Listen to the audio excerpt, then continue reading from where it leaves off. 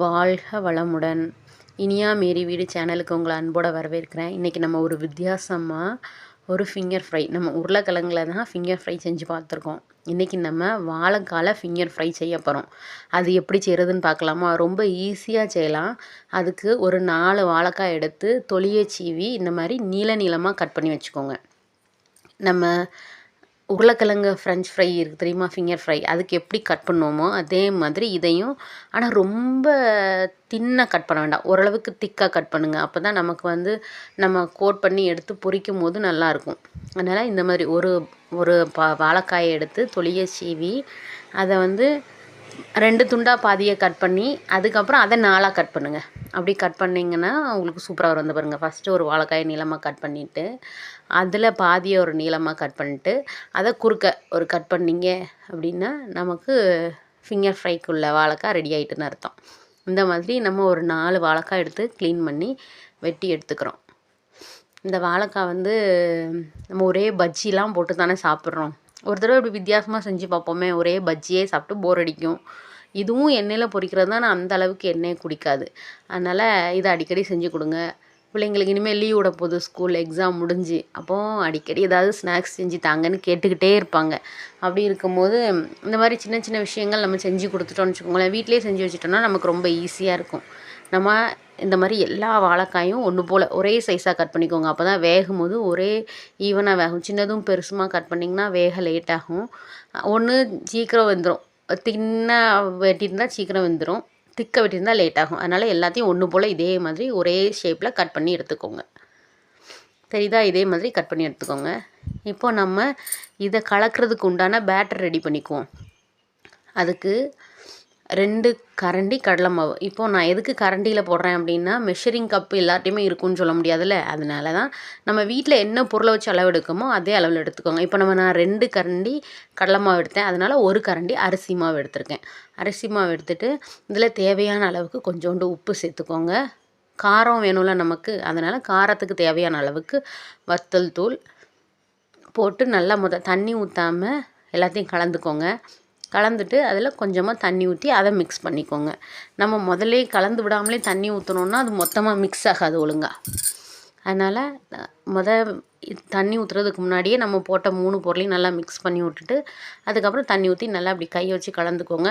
இந்த கரையாமல் அப்படி எதுவுமே இருக்கக்கூடாது. நல்லா ஃபுல்லாக நல்லாத்தையும் கலந்து ரெடி பண்ணி வச்சுக்கோங்க.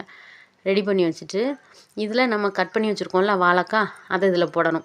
வாழைக்காவை கட் பண்ணி தண்ணியில் போட்டு வைங்க. அப்படியே வச்சுருந்தீங்கன்னா கருப்பாயிரும்.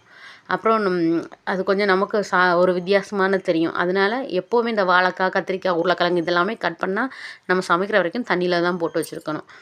நம்ம கலந்ததுக்கப்புறம் இதில் கொஞ்சோண்டு காயம், ஏன்னா வாழைக்காய் வாய்வு அப்படின்னு நினைப்போம்ல, அதனால் கொஞ்சோண்டு காயம் சேர்த்துக்கோங்க. நல்லா புஷ்ஷுன்னு வர்றதுக்காக நம்ம ஆப்ப சோடாப்பு போட்டுக்கோம். ஆப்ப சோடாப்பும் ஆப்ஷனல் தான், தேவைன்னா போட்டுக்கலாம், இல்லைன்னா போடாமல் விட்டுறலாம்.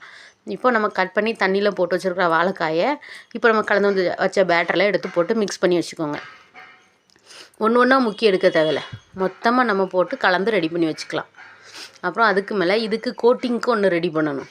அதுதான் அந்த கோட்டிங் போடுறது தான் இந்த வாழைக்காவோட ஃபிங்கர் ஃப்ரையே சூப்பராக வரும். இதை எல்லாத்தையும் நல்லா போட்டு கலந்து ரெடி பண்ணி வச்சுக்கோங்க. நம்ம கலந்து ஊற்றிருக்கிற மாவு எல்லா வாழைக்காயிலும் படுற மாதிரி கலந்து வச்சுக்கோங்க.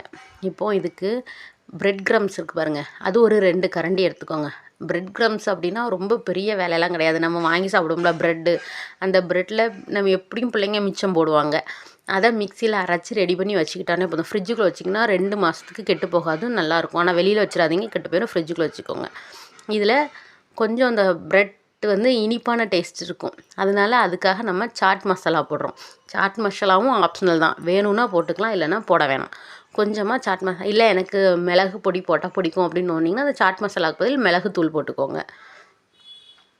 சாட் மசாலாவையும் போட்டு நல்லா கலந்து ரெடி பண்ணி வச்சுட்டு நம்ம கலந்து வச்சுருக்கோம்ல வாழைக்காய், அதை இதில் ஒன்று ஒன்றா எடுத்து போட்டு கலந்து ரெடி பண்ணி வச்சுக்கோங்க. நம்ம இந்த ரெடி பண்ணி வச்சுருக்கோம்ல வாழைக்காய், அதை இப்போ நமக்கு பிரெட் க்ரம்ஸில் எடுத்து போட்டு அந்த பிரெட் க்ரம்ஸில் இது ஃபுல்லாக கோட் ஆகிற மாதிரி எல்லாத்தையும் ரெடி பண்ணி எடுத்து வச்சுக்கோங்க. கரண்டி வச்சு போட்டால் நமக்கு செட் ஆகலை, நம்ம கையை எடுத்து போடுவோம். சரியா? கையில் அதை எடுத்து அந்த ப்ரெட் க்ரம்ஸில் போட்டு நல்லா பரட்டி ரெடி பண்ணி வச்சுக்கோங்க.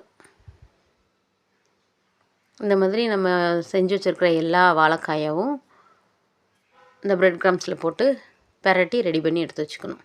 இது வந்து இந்த ப்ரெட் க்ரம்ஸில் போடுறதும் நல்லா முறுமுறுப்பாக அந்த டேஸ்ட் கொஞ்சம் வித்தியாசமாக இருக்கும். அதில் இனிப்பு டேஸ்ட் வேறு இருக்குமா, அதனால் சாப்பிட சூப்பராக இருக்கும். சின்ன பிள்ளைங்கள்லாம் நல்லா விரும்பி சாப்பிடுவாங்க. டீ டைம் ஸ்நாக்ஸாக கொடுக்கலாம், நல்லாயிருக்கும். இந்த ப்ரெட் க்ரம்ஸில் எல்லாத்தையும் பரட்டி ரெடி பண்ணி அதில் எடுத்து வச்சுக்கோங்க. நம்ம எடுத்து வச்சிட்டோம் அப்படின்னா பொரிக்கிறதுக்கு ரொம்ப ஈஸி. இதை வந்து நீங்கள் அப்படியே எண்ணெய் சட்டியில் போட்டு பொரிக்கிறதா இருந்தாலும் பொரிக்கலாம். அப்படி இல்லை அப்படின்னா நம்ம இப்போ எடுத்து வச்சுருக்கிற எல்லாத்தையும் இப்படி ப்ரெட் க்ரம்ஸில் கோட் பண்ணி ஃப்ரிட்ஜில் ஒரு 1/2 அன் ஹவர் வச்சுட்டு அதுக்கப்புறம் எடுத்து கூட நம்ம பொரிக்கலாம். டைரெக்டாகவும் பொரிக்கலாம். டைரெக்டாக பொரித்தா அந்த எண்ணெயில் வந்து இந்த ப்ரெட் க்ரம்ஸ் எல்லாம் விழுந்துடும். அப்போ எண்ணெய் வந்து ரொம்ப ஸ்பாயில் ஆகுமா, அதனால் இதை அப்படியே நம்ம ஃப்ரிட்ஜில் வச்சு ஒரு 10 நிமிஷம் கழித்து எடுத்தால் போதும். ஒரு 10 நிமிஷம் வச்சா போதும். அது நல்லா ஃப்ரிட்ஜில் வச்சோன்னா அதெல்லாம் செட் ஆயிரும். ப்ரெட் க்ரம்ஸ் எல்லாம் அந்த வாழைக்காலாம் நல்லா செட் ஆயிரும். அதுக்கப்புறம் அதை எடுத்துகிட்டு ஒரு பாத்திரத்தில் எண்ணெய் ஊற்றி எண்ணெய் சூடானதுக்கப்புறம் நம்ம எடுத்து வச்சுருக்கிற எல்லாத்தையும் ஒன்று ஒன்றா போட்டு பொரித்து எடுக்க வேண்டியதான். இப்போ எண்ணெய் சூடானதும் இதில் நம்ம ஃப்ரிட்ஜிலேருந்து எடுத்து வச்சுருக்கோம் பாருங்கள், வாழைக்காய் ஃபிங்கர் ஃப்ரைக்குள்ளே அந்த பொருளை எடுத்து இதில் போட்டு ஒன்று ஒன்றா போட்டு பொரித்து எடுக்க வேண்டியதான். பொரித்து எடுத்தாச்சுன்னா நம்மளோட வாழைக்காய் ஃபிங்கர் ஃப்ரை ரெடி ஆயிடுச்சு. அதாவது ரா பனானா ஃபிங்கர் ஃப்ரை.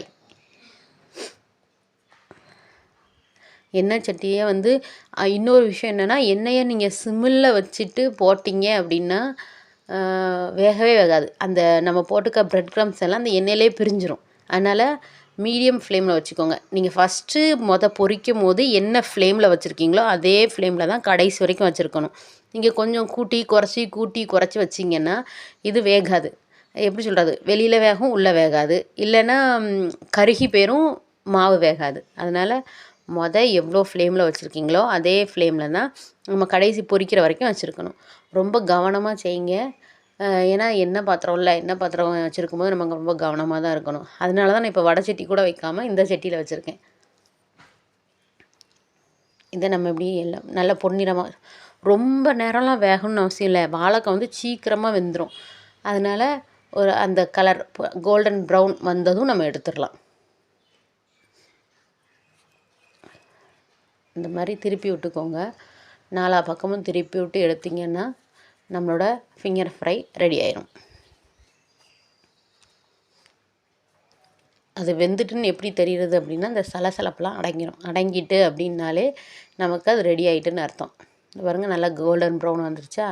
இதை நம்ம இப்போ ஒரு பாத்திரத்தில் எடுத்து ரெடி பண்ணி வச்சுக்கலாம்.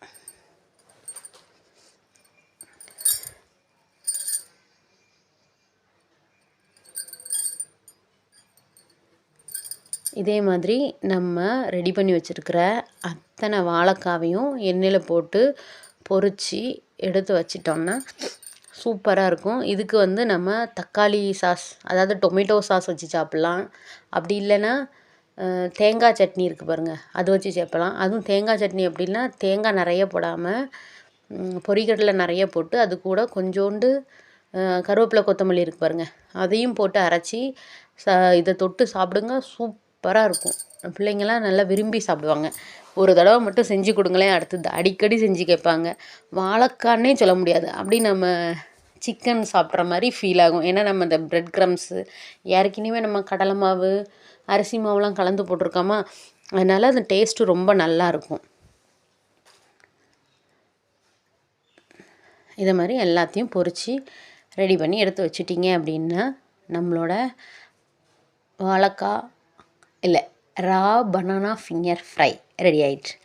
இந்த ரா பனானா ஃபிங்கர் ஃப்ரை உங்களுக்கு பிடிச்சிருந்துச்சுன்னா இனியா மேரி வீடு சேனலை சப்ஸ்கிரைப் பண்ணுங்கள், லைக் பண்ணுங்கள், ஷேர் பண்ணுங்கள், கமெண்ட் பண்ணுங்கள். அப்போ தான் உங்களை பற்றின உங்களுக்கு என்ன பிடிக்கும் அப்படிங்கிற இது எனக்கு தெரியும். அது மாதிரி நான் வீடியோ போடுவேன். அதுக்கப்புறமா உங்களுக்கு தெரிஞ்சவங்களுக்கெலாம் இதை ஷேர் பண்ணுங்கள். ஷேர் பண்ணிவிட்டு வீடியோவை லைக் பண்ணுங்கள். அடுத்து இன்னொரு புதுவிதமான வீடியோவில் உங்களை சந்திக்கிறேன். உங்களுக்கு அடுத்து என்ன வேணும், நீங்கள் நிறைய பேர் கமெண்ட் பண்ணவே மாட்டேங்கிறீங்க. கமெண்ட் பண்ணுங்கள், லைக் பண்ணுங்கள். அப்போ தானே எனக்கு தெரியும். மறக்காமல் பெல் பட்டனை கிளிக் பண்ணுங்கள். அப்போ தான் நான் போடுற வீடியோலாம் உடனுக்குடனே உங்களுக்கு நோட்டிஃபிகேஷனில் வரும். சூப்பராக இருக்குல்ல பார்க்குறதுக்கே, நல்லாயிருக்கும். நீங்கள் அதை சாப்பிட்டு பார்த்தீங்கனாலே ரொம்ப டேஸ்ட்டாக இருக்கும். இன்னொரு வீடியோவில் உங்களை சந்திக்கிறேன். பாய்.